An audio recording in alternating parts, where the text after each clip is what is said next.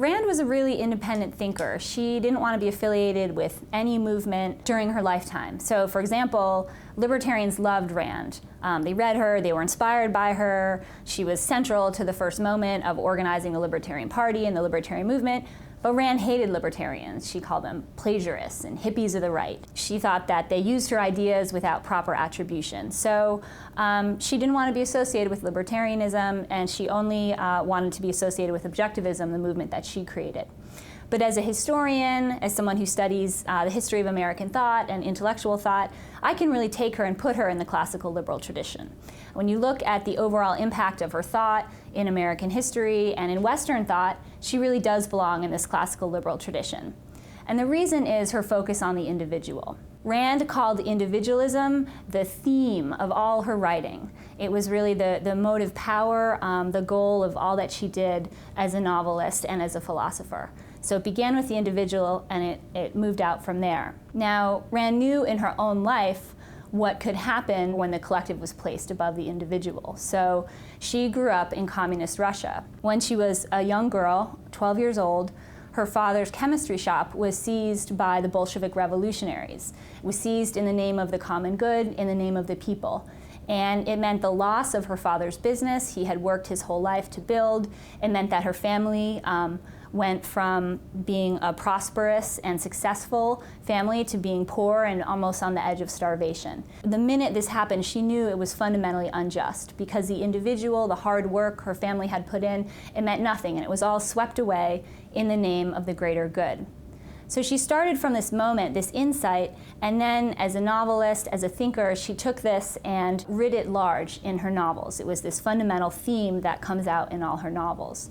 So for instance, We the Living plays this history of Russia, shows the fate of individuals in a socialist or communist state when individuals aren't valued. The Fountainhead, her first breakthrough novel, one of her major works, shows on a psychological level what it means to be a true individualist, to be motivated by your own goals and ambitions rather than those of other people.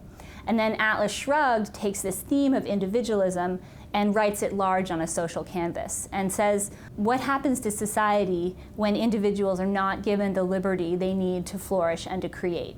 And Atlas Shrugged takes that question, what happens to society when individuals are inhibited from living their fullest potential, and shows all the consequences that follow from that. So it's this theme of individualism that's really powerful throughout all her work. Now, in terms of what did Rand bring to the classical liberal tradition, what's her contribution?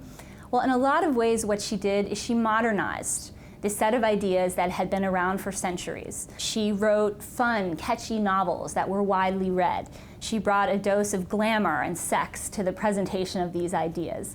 And this was really important because when she started writing and publishing in the 1930s and 1940s, classical liberal ideas had very limited circulation, particularly in the United States.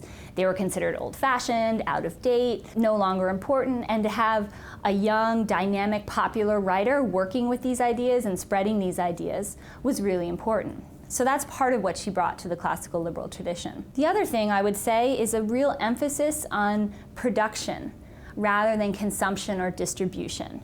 So what does it take to produce goods in the economy?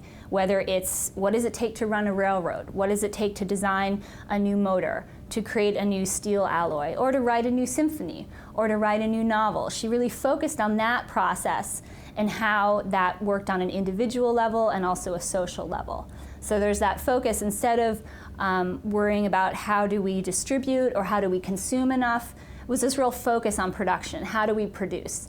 And I think in her novels, she translated what a lot of economists have since come to understand about production, how fundamental production is, translated that into very simple human terms that anyone could understand.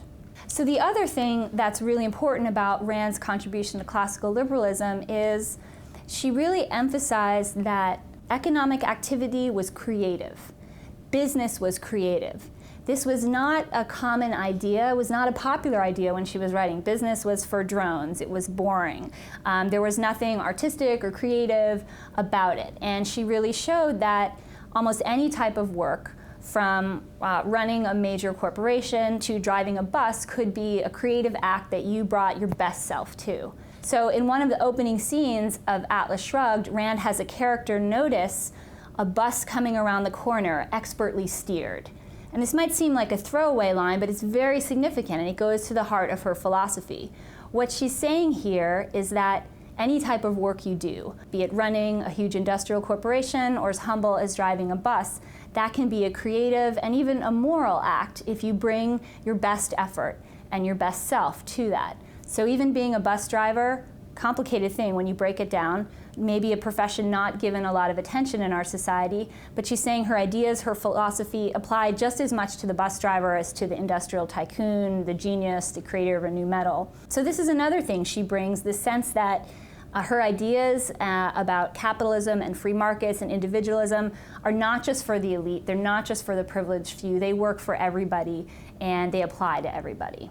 Rand had the ability to inspire a social movement around her ideas. This is something that no other author in her time or since has been able to do as effectively and as significantly. Atlas Shrugged came out, it was panned by critics, it got absolutely terrible reviews from left, right, and center.